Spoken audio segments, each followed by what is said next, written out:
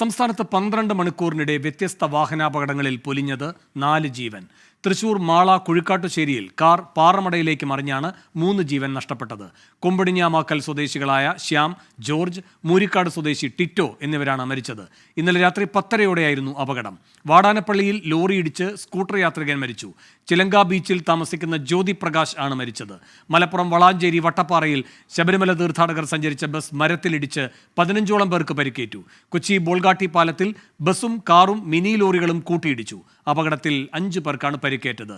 സൂരജ് സജി തൃശൂരിൽ നിന്ന് കൂടുതൽ വിവരങ്ങളുമായി ചേരുന്നു. സൂരജ്, എന്തൊക്കെയാണ് വിശദാംശങ്ങൾ?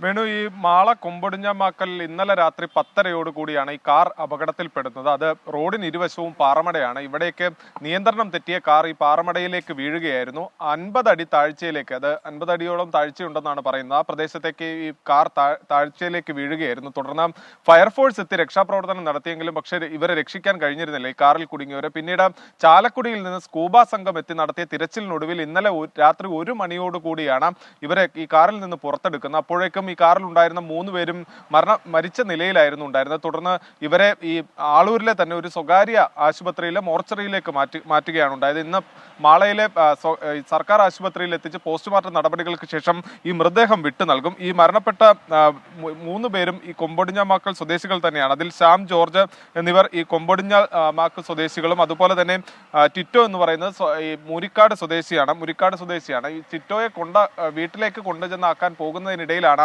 ഈ വാഹന അപകടം ഉണ്ടാകുന്നത്. അതോടൊപ്പം തന്നെ തൃശൂർ ജില്ലയിൽ ഇന്ന് രാവിലെ ഈ വാടാനപ്പള്ളിയിലാണ് മറ്റൊരു അപകടം ഉണ്ടായത്. വാടാനപ്പള്ളിയിൽ ഈ ഗ്യാസ് കയറ്റി വന്ന ലോറി ഇടിച്ച് സ്കൂട്ടർ യാത്രികനായ യുവാവാണ് മരണപ്പെട്ടത്.